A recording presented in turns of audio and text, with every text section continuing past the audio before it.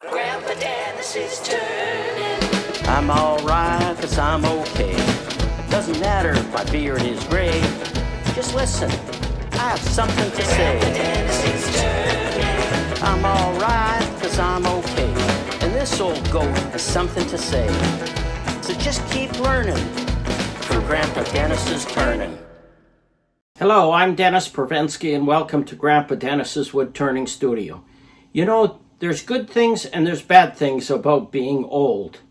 The good things are you've got a lot of experience and a lot of knowledge, and that is very useful. The bad thing is you forget what you did sometimes, and you forget to do some things.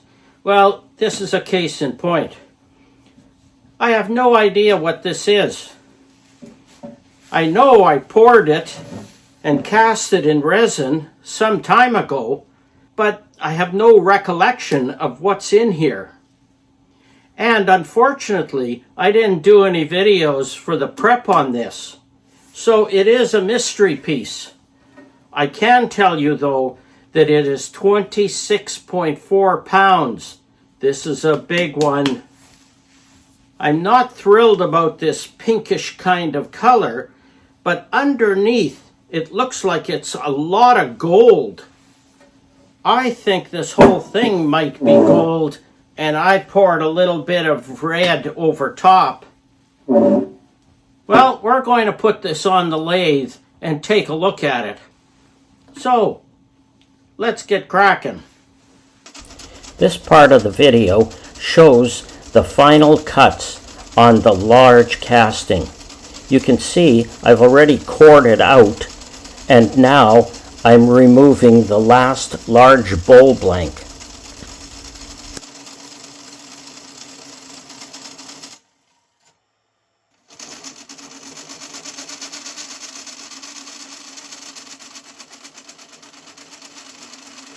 This will leave me with a smaller 4-inch deep piece still attached to the lathe.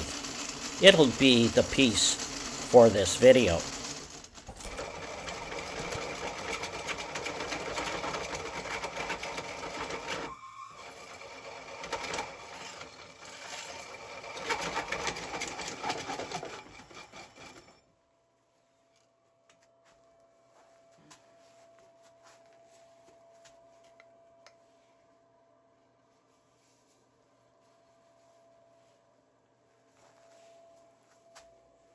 I had a casting that was about this high, and I cored out 3 separate bowls out of that casting, and this is what's left. Today's video is going to be about making this into a nice shallow dish. It's got some gorgeous orangey, red, yellowy epoxy on it that really looks like fire. That's becoming my favorite color. Well, let's get started. Recently, my local cable company did a documentary on my background and making this particular bowl. You can see it on YouTube if you go to Grandpa Dennis Goes Viral. More details on how I shaped the outside and how I finished off the inside are available on that video. Here I'm doing some of the outside shaping and using a combination of tools with carbide tips and high-speed steel tools. Once that's finished, I do shape the inside to match what's on the outside. Once the shaping was complete, I went through a number of grits to complete the sanding, from about 80 all the way to 2,500.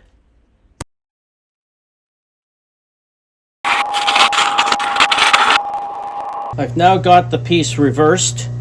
It's being held on by a vacuum chuck in the center here, and the tailstock is put up to give added support. I'm now going to turn away the rest of the waste block.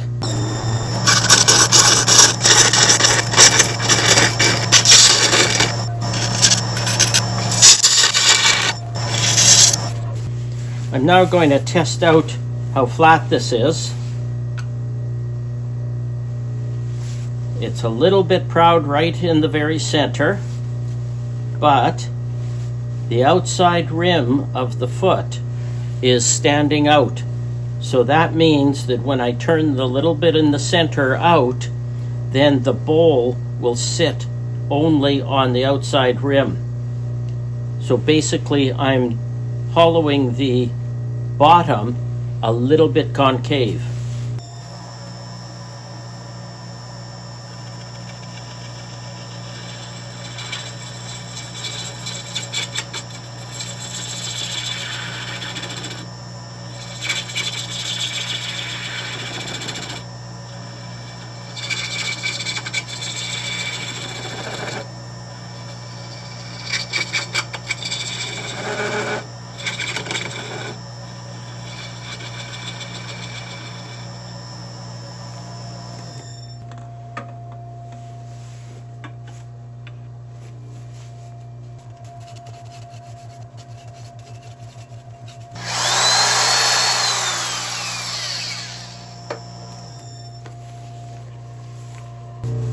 Now with the tailstock out of the way, the bowl is being held on by the vacuum chuck, and I can clean up this unimpeded.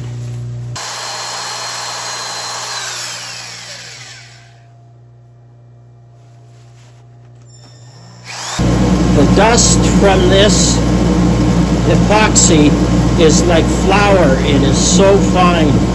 Unless you've got exceptional dust protection on, you're in a lot of trouble, because this stuff is tough.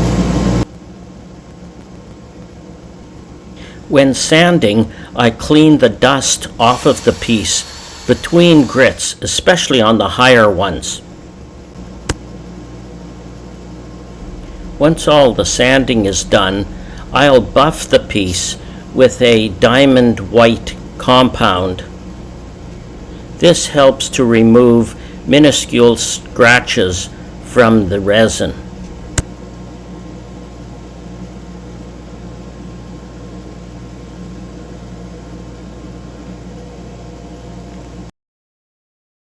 Denatured alcohol is used to remove any final bits of dust.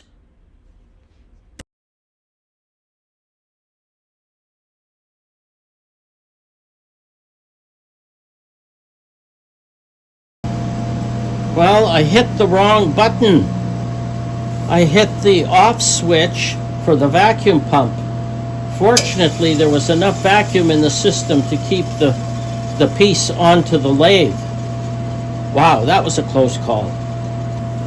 Now for a coat of the secret sauce.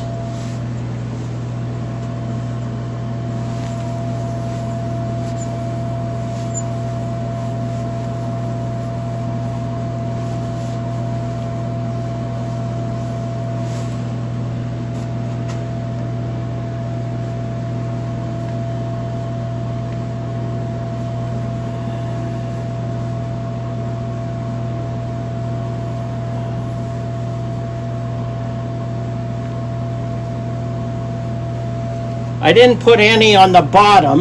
That's still the raw piece. When this settles and dries overnight, I'll do the bottom later.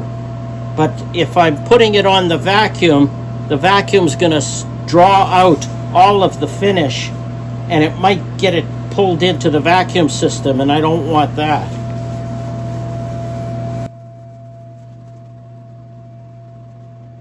This finish is 1 part boiled linseed oil, 1 part pure tung oil, and 1 part of polyurethane. If you want to make that type of finish, make sure you use boiled linseed oil and make sure it's pure tung oil. If you go down to a place like Home Depot, they say a tung oil finish, it means maybe 10 or 20% of the product is tung oil. Don't do that. Find pure 100% tung oil. And you can use urethane, polyurethane, any of those products. Saturate the piece as much as you can. let it soak in for 10 minutes, then rub off absolutely everything you can rub off. Let it sit overnight, repeat the process the next day. You can do that 3-4 times. The more times you do it, the deeper the finish, the glossier it'll be. If you want a satin finish, use satin polyurethane. Now I'll be taking the finish off as much as I can.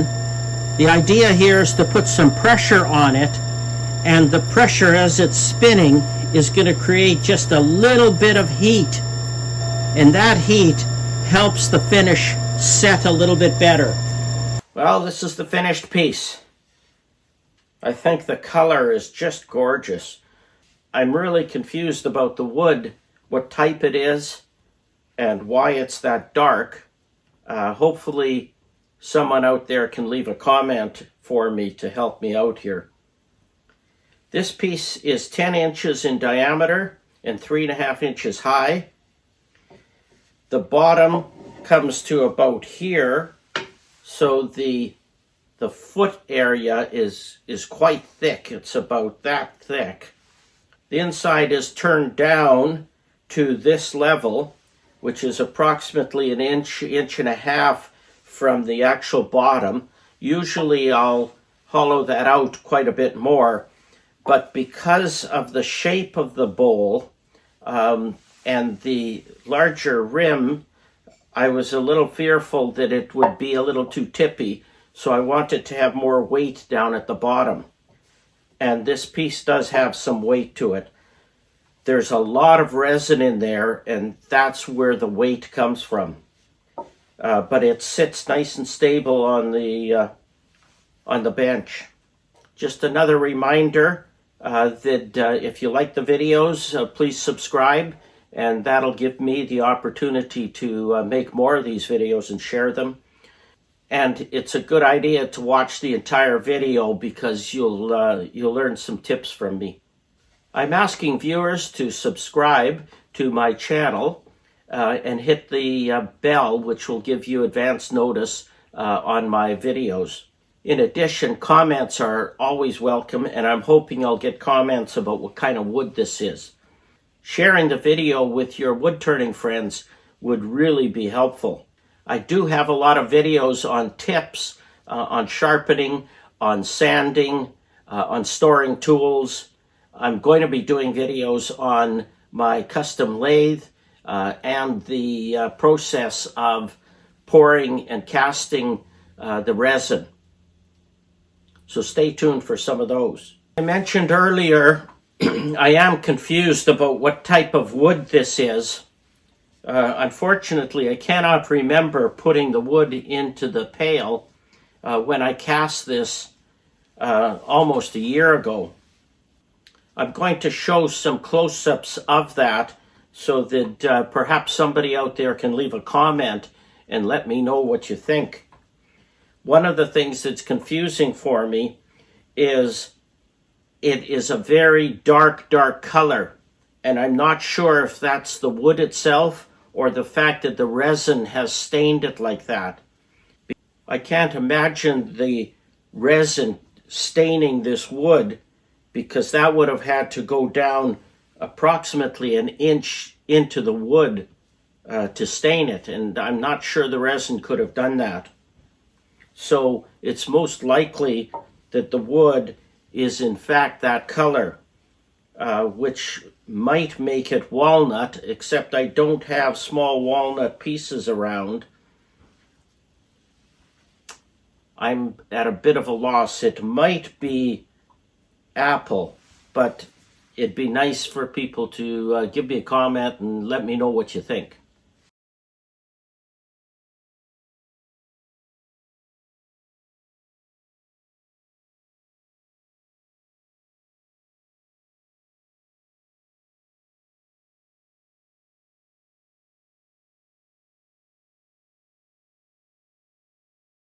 Grandpa Dennis is turning. I'm alright, 'cause I'm okay. Doesn't matter if my beard is gray. Just listen, I have something to Grandpa say. Dennis is turning. I'm alright, 'cause I'm okay. this old goat has something to say. So just keep learning from Grandpa Dennis's turning.